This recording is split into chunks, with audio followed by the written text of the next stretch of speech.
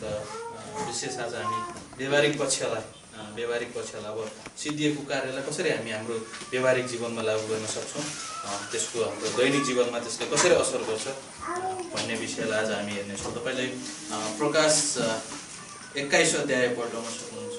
प्रकाश 21 अध्यायको हामी 4, 5, 6 हामी पढ्नेछौँ। बाइबलको अन्तिम खण्ड हुनेहरू र यसमा हामी पढ्नेछौँ र विशेष गरेर यसले अनन्तको समय जुन आउँदै गरेको अनन्तको समयलाई अब यसले ध्यान केन्द्रित गर्दछ र यो जब हामी यो घटनामा आइपुग्छौँ 21 अध्यायमा आइपुग्छौँ भने त्योभन्दा अगाडि महासङ्कटका समयहरू, 1000 वर्षका समयहरू, अनि त्यसपछि सेतो न्याय सिंहासन अन्य जातिहरूको न्याय भइसकेको छ र अन्तिममा परमेश्वरले यहाँ छेउ एउटा विश्वासीहरूको वासस्थानको विषयमा एउटा अनन्त जीवन कसरी सुरुवात हुन्छ व्यवहारिक रूपमा त्यो कुराहरू यहाँ छेउ भनिएको छ। 4 पदलाई हामी पढौँ। 21 को 4।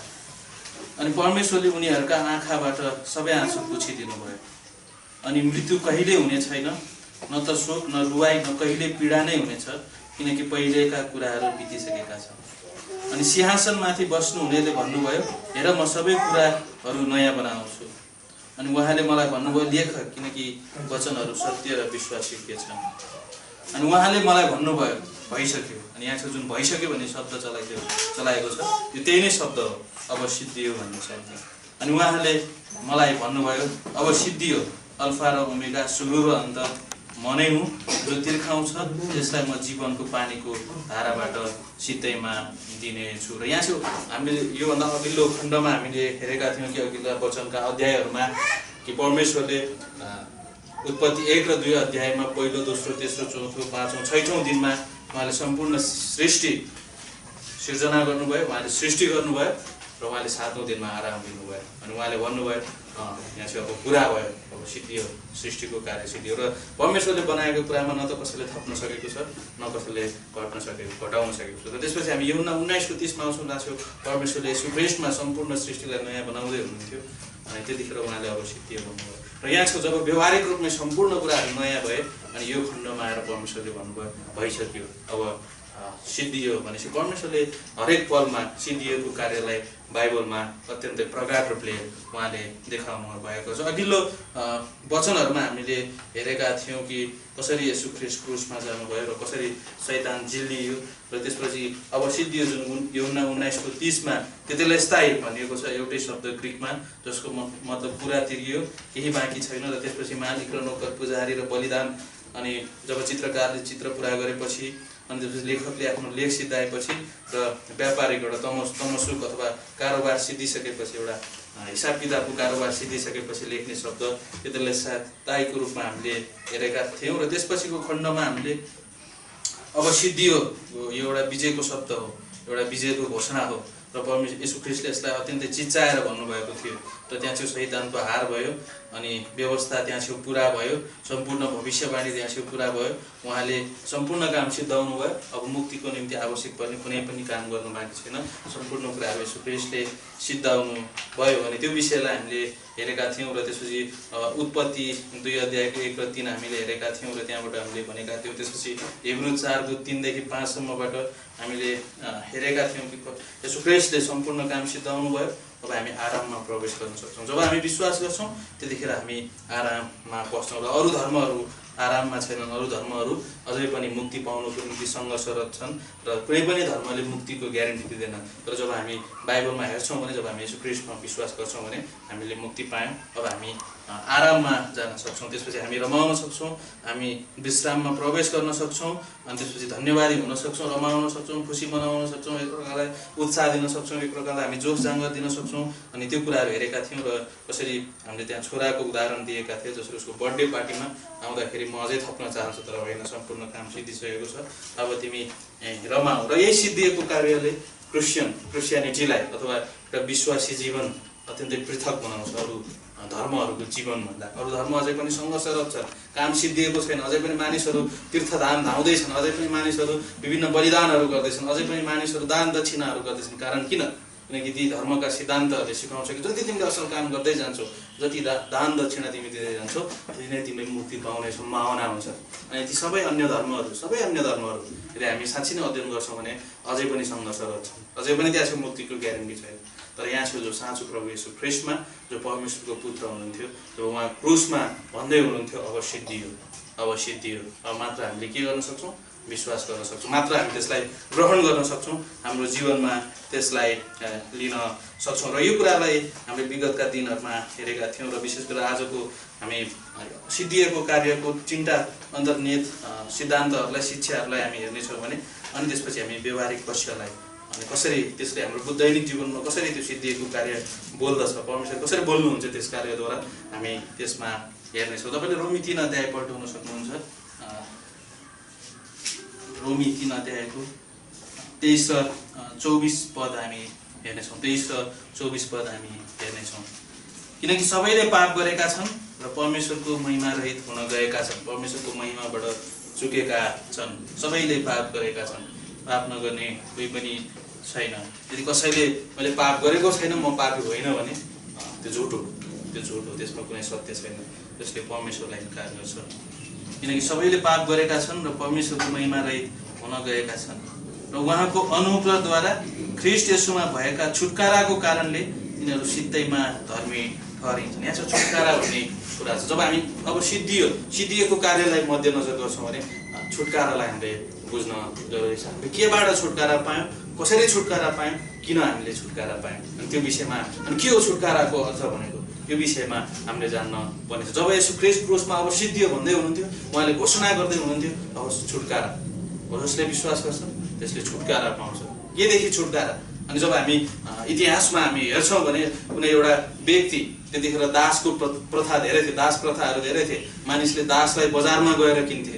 कुनै व्यक्तिलाई लडाइँबाट कैद बनाएर ल्याएको छ भने अथवा कसैलाई जबरजस्ती ल्याएर उसलाई दास बनाइन्छ र उसलाई बजारमा राखेर अब यो दासलाई तिमीहरू किन्न सक्छौ यो दासलाई, अनि त्यसपछि जसले त्यो दासलाई सही दाम हालेर किन्छ त्यसपछि उसले आफ्नो जीवनभरि आफ्नो घरमा लगेर त्यसलाई दास बनाएर राख्छ। उसले उसको परिश्रमको कुनै पनि पैसा तिर्नु पर्दैन, ऊ मात्र दास, ऊ त्यस घरमा बस्छ जसलाई उसले किन्छ अनि त्यो ठाउँमा दास भएर बस्छ। उसको कुनै अधिकार हुँदैन, उसको कुनै स्वतन्त्रता हुँदैन, ऊ मात्र दास, उसको परिचय मात्र दासमै निहित हुन्छ। अनि यहाँ चाहिँ जब यसो ख्रीष्टले छुटकारा, जब उहाँ क्रुसमा अब सिद्धियो भन्दै हुनुहुन्थ्यो, अब तिमी छुटेका छौ, अब तिमी दासत्वबाट छुटेका छौ। जुन दासत्वमा तिमी थियौ, जुन दास जस्तो कुनै अधिकार कुनै स्वतन्त्रता तिम्रो थिएन, तिमी बाँधिएका थियौ, तिमी गाँजिएका थियौ, तिमी बन्धनमा थियौ, अब त्यहाँबाट तिमीले छुटकारा पायौ।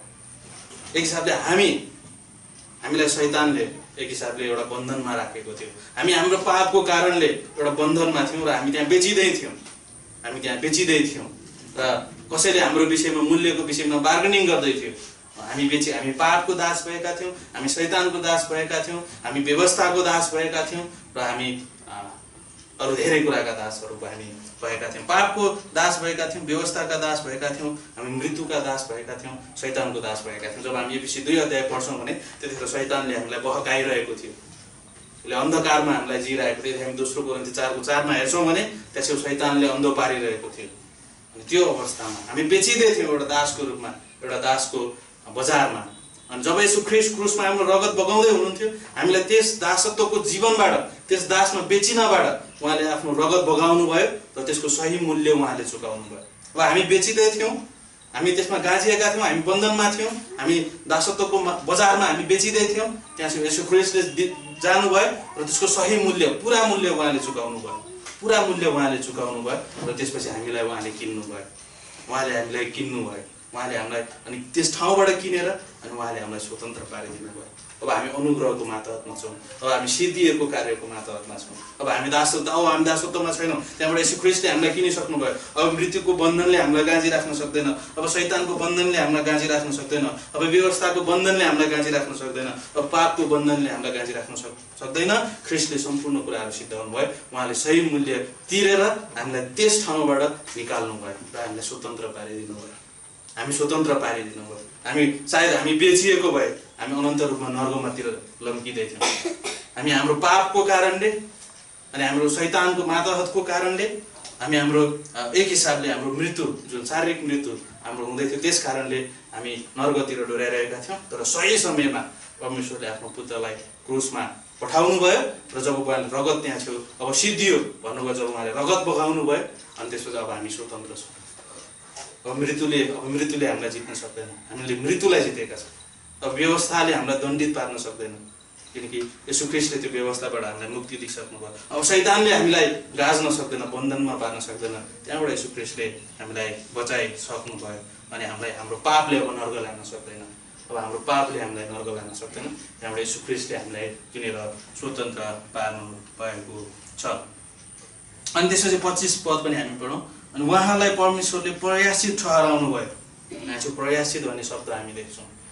प्रयासित भन्ने शब्द हामी यहाँ छेउ देख्छौँ। यसको मतलब यो हो कि हामी पापी थियौँ हो। माथिल्लो 23 पदमा हामीले हेऱ्यौँ भने सबैले पाप गरेका छौँ, हामी सबैजना पापी थियौँ। र पापको ज्याला के हो? मृत्यु। पापको ज्याला मृत्यु। हामी अनन्त रूपमा नर्कमा बस्नुपर्ने थियो। अनन्त रूपमा परमेश्वरको एक हिसाबले अब हाम्रो पापमाथि परमेश्वरको क्रोध पैदा भएको थियो। परमेश्वर पवित्र हुनुहुन्छ र उहाँ पवित्र भएको कारणले उहाँले पापलाई देख्न सक्नुहुन्न र हामी पापी भएको कारणले परमेश्वरको क्रोध हामीमा दन्किनु पर्ने थियो। याद गरौँ, हामी रोमी 1 अध्याय र 2 अध्याय पढ्यौँ भने त्यो कुराहरू हामी थाहा पाउँछौँ। परमेश्वरको क्रोध हामीभित्र दन्किनु पर्ने थियो। हामीलाई एक हिसाबले नर्कमा फालिनु पर्ने थियो। एक हिसाबले परमेश्वर पवित्र भएको कारणले, धर्मी भएको कारणले उहाँको क्रोध पापप्रति, हामीप्रति, एक हिसाबले हामी पापी भएको कारणले, हामी पापतिर लम्किरहेको कारणले, निरन्तर हामी पापको कारणले, हामी गाँजिएको कारणले परमेश्वरको क्रोध हामीप्रति जायज थियो। त्यो कुरा जायज थियो किनकि उहाँ धर्मी हुनुहुन्थ्यो, उहाँ न्यायी हुनुहुन्थ्यो, उहाँ प्रेमिलो पनि हुनुहुन्थ्यो। तर सही समयमा येशू ख्रीष्ट आउनुभयो। हाम्रो पापलाई, हाम्रा सम्पूर्ण पापलाई लिएर उहाँ क्रुसमा मर्नुभयो र पापलाई आवश्यक पर्ने उहाँले आफ्नो अमूल्य रगत दिएर हामीलाई छुटाउनु भयो र त्यसपछि अब परमेश्वरको क्रोध शान्त भएको छ। अब परमेश्वरको क्रोध शान्त भएको। यसको मतलब ख्रीष्टको बलिदान जब येशू ख्रीष्टले अब सिद्धियो भन्नुभयो अनि त्यो सिद्धिएको कार्यले अब परमेश्वरको क्रोधलाई शान्त पारेको छ। अब जब परमेश्वरले हामीलाई हेर्नुहुन्छ तब गणेश बोगटी भनेर हेर्नुहुन्न, येशू ख्रीष्टद्वारा हामीलाई हेर्नुहुन्छ। किनकि हामी ख्रीष्टभित्र छौँ र ख्रीष्ट पापरहित हुनुहुन्छ र हामी पनि पापरहित छौँ। ख्रीष्ट सिद्ध हुनुहुन्छ, अब हामी पनि सिद्ध छौँ। ख्रीष्टले हामीलाई त्यो स्थानमा दिनुभएको छ। परमेश्वरको क्रोधलाई उहाँले शान्त पार्नुभएको छ र परमेश्वर सन्तुष्ट हुनुहुन्छ। अब आफ्नो पुत्रको बलिदानप्रति अब परमेश्वर सन्तुष्ट हुनुहुन्छ। अब जब उहाँले हामीलाई हेर्नुहुन्छ, अब ख्रीष्टमा हामीलाई हेर्नुहुन्छ। हामी ख्रीष्टभित्र लुकाइएका छौँ। त्यही भएर वचनले विभिन्न खण्डमा चाहिँ हामी ख्रीष्टभित्र लुकाइएका छौँ। अब हामीलाई कसैले पनि दण्डित गर्न सक्दैन। पापले जुन दिशातिर हामीलाई लम्काउँदै थियो, नर्कतिर अनि नष्टतातिर, भ्रष्टतातिर हामीलाई लम्काउँदै थियो, सही समयमा परमेश्वरले आफ्नो पुत्रलाई यस संसारमा पठाउनु भयो। र त्यसपछि फेरि रोमी 5:11 हामी हेरौँ।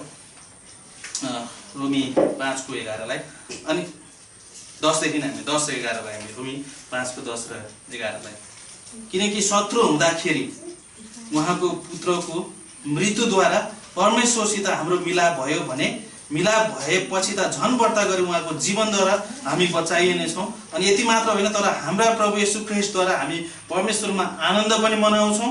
उहाँद्वारा अब हामीले मिलाप पाएका छौँ। जब येशू ख्रीष्टले अब सिद्धियो भन्दै हुनुहुन्थ्यो, त्यसपछि परमेश्वरले हामीलाई परमेश्वरसँगको जुन सम्बन्ध हाम्रो एक हिसाबले टुटेको थियो, जुन पापको कारणले हामी परमेश्वरबाट अत्यन्तै टाढा भइरहेका थियौँ, अब त्यहाँ येशू ख्रीष्टले मिलाप गराउनु। येशू ख्रीष्ट जब क्रुसमा मर्दै हुनुहुन्थ्यो, जब क्रुसमा उहाँले रगत बगाउँदै हुनुहुन्थ्यो, उहाँले एउटा मिलाप परमेश्वर र मानिसप्रति एउटा मध्यस्थकर्ता बनेर उहाँले अब सिङ्गो संसारलाई मिलाउँदै हुनुहुन्छ। अनि यो मिलापको सन्देश याद गरौँ। 10 पदले भन्छ हामी शत्रु। हाम्रो अवस्था कस्तो थियो? हामी आफैलाई परमेश्वरका शत्रु बनाएका थियौँ। निरन्तर हामी परमेश्वरकोलाई अनाज्ञाकारी, परमेश्वरको आज्ञा नमान्ने, परमेश्वरको विरुद्ध हामी गएका मानिसहरू थियौँ। अनि परमेश्वरसँगको हाम्रो सम्बन्ध टाढा एउटा शत्रु जस्तो हामी आफैलाई परमेश्वरको शत्रु बनाएका थियौँ। र जब येशू ख्रीष्टले क्रुसमा मर्नुभयो, जब अब सिद्धियो भन्नुभयो, तब तिमीहरू परमेश्वरसँग मिलाप भएको छ। अब परमेश्वरसँग तिमीहरूको मिलाप भएको छ। जब हामी विश्वास गर्छौँ सिद्धिएको कार्यमा, तब हाम्रो परमेश्वरसँग मिलाप भएको छ। जुन हाम्रो शत्रुताको अवस्था थियो, त्यो शत्रुताको अवस्था तोडिएको छ। अब येशू ख्रीष्टले क्रुसद्वारा सिद्धिएको कार्यद्वारा अब हामीलाई मिलाप गराउनु भएको छ। अब हामी परमेश्वरका पुत्रहरू हौँ। अब हामी ख्रीष्टभित्र छौँ। जब हामी ग्रहण गर्छौँ, तब हामी उहाँको घरानाका, एउटा स्वर्गीय घरानाको हामी सन्तानहरू हुन्छौँ। उहाँको धर्मपुत्रहरू, ज्येष्ठ पुत्रको रूपमा, एउटा अधिकार सम्पन्न पुत्रको रूपमा, छोराछोरीको रूपमा हामी परमेश्वरको घरानामा हुन्छौँ। जब येशू ख्रीष्टले अब सिद्धियो भन्नुभयो, तब उहाँले हामीलाई छुटकारा दिनुभयो, दासत्वको बजारबाट हामीलाई निकाल्नुभयो, उहाँले सही मूल्य तिरेर हामीलाई त्यस ठाउँबाट निकाल्नुभयो। त्यसपछि परमेश्वरको क्रोध जुन दन्किनु पर्ने थियो, त्यो परमेश्वरको क्रोधलाई उहाँले शान्त पार्नुभयो र उहाँले हामीलाई एउटा मिलाप गराउनु भयो। अनि मिलाप गराउनु भयो। अनि यो कुरालाई हामीले बुझ्न जरुरी छ। अनि यो कुरालाई हामीले जान्न जरुरी छ। अनि यो कुरामा हामी गरिदिन जरुरी छ।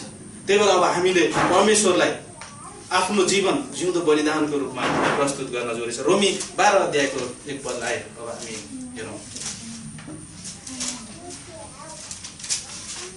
यसकारण भाइहरू, परमेश्वरका कृपाहरूद्वारा म तिमीहरूलाई बिन्ती गर्दछु, आफ्ना शरीरहरूलाई तिमीहरूले पवित्र, परमेश्वरलाई मनपर्ने जिउँदो बलिदानको रूपमा चढाइदिए। येशू ख्रीष्ट क्रुसमा मर्नुभयो हाम्रो धन सम्पत्तिको निम्ति होइन। येशू ख्रीष्ट क्रुसमा मर्नुभयो हाम्रो योग्य, हामी एकदम भनौँ न शिक्षित भएको कारणले होइन। येशू ख्रीष्ट क्रुसमा मर्नुभयो हाम्रो धन सम्पत्तिको निम्ति, हाम्रो शैक्षिक योग्यताको निम्ति, हाम्रो भनौँ न राम्रा कुराहरूको निम्ति उहाँ मर्नुभयो। येशू ख्रीष्ट मर्नुभयो तपाईँ हाम्रो निम्ति। येशू ख्रीष्ट तपाईँको निम्ति मर्नुभयो। येशू ख्रीष्ट तपाईँको निम्ति मर्नुभयो।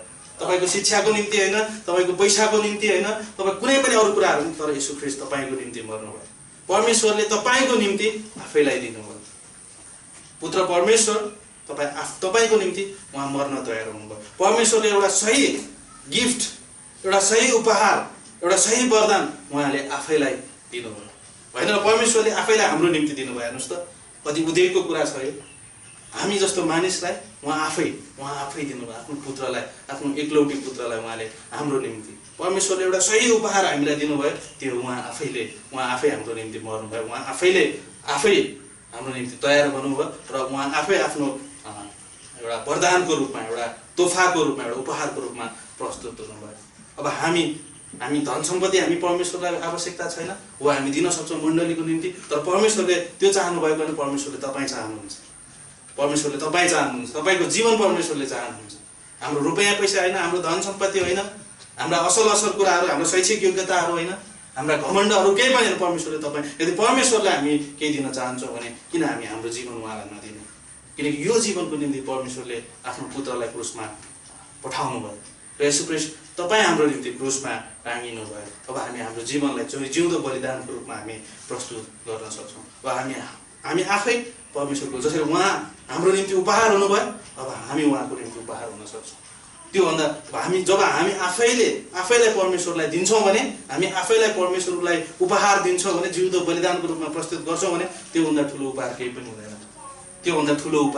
हुँदैन। परमेश्वरले आफ्नो पुत्रलाई पठाउनु भयो। येशू ख्रीष्टले अब सिद्धियो क्रुसमा भन्नुभयो, तपाईँको निम्ति, मेरो निम्ति, हामी सबैको निम्ति, विशेष गरेर तपाईँको निम्ति ख्रीष्ट मर्नुभयो। र तपाईँ चाहनुहुन्छ, परमेश्वर तपाईँ चाहनुहुन्छ, तपाईँको धन सम्पत्ति होइन, तपाईँको परिश्रमहरू केही पनि कुराहरू होइन, परमेश्वरले तपाईँ चाहनुहुन्छ। अनि हामी आफैलाई परमेश्वरलाई दिउँ। अनि योभन्दा ठुलो उपहार परमेश्वरको निम्ति केही पनि हुन सक्दैन। जसरी उहाँले आफैलाई हाम्रो निम्ति उपहार दिनुभयो, परमेश्वर स्वयं उपहार बन्नुभयो भने अब हामी आफै परमेश्वरको निम्ति उपहार बन्न सक्छौँ। अब हामी विश्वास गरेका छौँ, अब हामी परमेश्वरलाई पछ्याउन, परमेश्वरको दैनिक जीवनमा परमेश्वरलाई अँगाल्न हामीले आवश्यक छ। अनि हाम्रा समयहरू परमेश्वरलाई दिन सक्छौँ। जब हामी वैवाहिक जीवनमा, जब हामी श्रीमान श्रीमतीको जीवनमा हामी आउँछौँ भने एउटा श्रीमानले एउटा श्रीमतीलाई, अथवा एउटा श्रीमतीले आफ्नो श्रीमानलाई सबभन्दा ठुलो उपहार के दिन सक्छ? 1 तोलाको औँठी दिएर के हामी एकछिन खुसी हुन्छ? यदि मैले मेरो श्रीमतीलाई सुरक्षालाई लगाएर 1 तोलाको औँठी दिएँ भने ऊ एकछिन खुसी हुन्छ, तर कुनै समयमा बिर्सिन्छ, त्यो कुराहरू सिद्धिँदै जान्छ। तर म जब उसको निम्ति सबभन्दा ठुलो उपहार भने म जब उसलाई समय दिन्छु भने, म आफैलाई दिन्छु, म तिम्रो निम्ति तयार छु, त्यसपछि म तिमीलाई समय दिन्छु। अनि त्यो समय जतिको ठुलो उपहार हामी, यदि म मेरो श्रीमानलाई, म मेरो श्रीमतीलाई सबभन्दा राम्रो उपहार दिन चाहन्छु भने किन हामी समय किन नदिने? सबभन्दा ठुलो उपहार भनेको समय हो। हामी आफैलाई दिउँ, अनि त्यसपछि हामी समय दिउँ। अनि परमेश्वरले केही हिसाबले, एक तरिकाले हाम्रो समय उहाँले चाहनुहुन्छ। हामी बाइबल कलेजमा बसेको उहाँले चाहनुहुन्छ। उहाँले हाम्रा व्यस्तताहरू छोडेर परमेश्वरको कुरा सुनेको उहाँले चाहनुहुन्छ। सङ्गतिमा आएको उहाँ चाहनुहुन्छ। अनि उहाँको वचनद्वारा सिकेको उहाँ चाहनुहुन्छ। अब हामी आफैलाई दिन सक्छौँ, हामी हाम्रो समयहरू परमेश्वरलाई दिन सक्छौँ। अनि त्यसपछि फेरि अर्को कुरा पनि हामी परमेश्वरलाई दिन सक्छौँ, त्यो हराएका मानिसहरू। आज संसारमा धेरै मानिसहरू हराइरहेका छन्, यो सिद्धिएको कार्यलाई बुझेका छैनन्। परमेश्वरले येशू ख्रीष्टले गराउनु भएको मिलापलाई उनीहरूले बुझ्न सकेका छैनन्। येशू ख्रीष्टले दिनुभएको छुटकाराको दामलाई उनीहरूले चिन्न सकेका छैनन्। येशू ख्रीष्टले जुन प्रयाश्चितको काम गर्नुभयो त्यो कुरालाई उनीहरूले बुझ्न सकेका छैनन्। यदि हामी परमेश्वरलाई एउटा उपहार दिन चाहन्छौँ भने किन हामी हराएका मानिसहरू नदिने? किन हामी हराएका मानिसहरू जसले साँचो परमेश्वरलाई चिनेका छैनन्, जसले येशू ख्रीष्टलाई ग्रहण गरेका छैनन्, किन त्यो व्यक्तिहरू कहाँ गएर हामी सुसमाचार प्रचार नगर्ने र ती व्यक्तिहरूलाई किन हामी ख्रीष्ट कहाँ नल्याउने? अनि त्योभन्दा ठुलो उपहार के हुनसक्छ परमेश्वरको निम्ति? हो, हामीले केही पनि गर्नु पर्दैन, सबै कुरा येशू ख्रीष्टले गर्न सक्नुभयो। हामी रमाउन सक्छौँ, आनन्द मनाउन सक्छौँ, हामी आफैलाई जिउँदो बलिदानको रूपमा प्रस्तुत गर्न सक्छौँ, हामी हाम्रा समयहरूमा व्यस्त हामी समय परमेश्वरमा रमाउन सक्छौँ, समयहरूमा हामी परमेश्वरमा रमाउन सक्छौँ र त्यसपछि हामी हराएका आत्माहरूलाई परमेश्वरमा हामी ल्याउन सक्छौँ। अब त्यो मिलापको सन्देश, त्यो छुटकाराको सन्देश, त्यो प्रयाश्चितको सन्देश, यो अब सिद्धिएको सन्देश हामीसँग छ, तपाईँ हामीलाई दिएको छ। अब जब हामी हाम्रो परिवारमा हुन्छौँ भने हामी एकअर्कालाई अब सिद्धिएको कार्यमा हेरौँ। अब हामी दोष लाउने कुराले होइन, अङ्ग्लो ठडाउने कुराले होइन, तर हामी सिद्धिएको कार्यमा हामी एकअर्कालाई माफ गर्ने। जसरी येशू ख्रीष्टले हाम्रो पापको निम्ति उहाँ बलिदान हुनुभयो, त्यसरी नै हामी हाम्रो परिवारको निम्ति किन बलिदान नहुने? एक हिसाबले हामीले हाम्रो ज्यान दिनु पर्दैन, हामीले हाम्रो रगत बगाउनु पर्दैन, तर हामी दण्डको आत्माले, अरूलाई दोष देखाउने आत्माले होइन, तर हामी सिद्धिएको कार्यमा एकअर्कालाई हेरौँ। हामी श्रीमान श्रीमतीलाई सिद्धिएको कार्यमा, हामी जब बाइबल स्कुलमा हुन्छौँ, बाइबल कलेजमा हामी एकअर्काको साथीलाई, हामी हाम्रो मित्रलाई, हामी हाम्रो विश्वासी मित्रलाई अब हामी सिद्धिएको कार्यमा हेरौँ। एकदम दोष देखाउने, अङ्ग्लो ठडाउने भन्दा पनि हामी सिद्धिएको कार्यमा, क्षमा दिने काममा हामी हेरौँ। अनि त्यसले हामीलाई ठुलो कुराहरू सिकाउँछ र परमेश्वरले यो वचनमा आशिष दिनुभएको छ। प्रभु, हामी धन्यवाद दिन्छौँ यो समयको निम्ति। विशेष हामी प्रार्थना गर्छौँ प्रभु गङ्गा आन्टीको निम्ति, जसरी उहाँको सुगर बढेको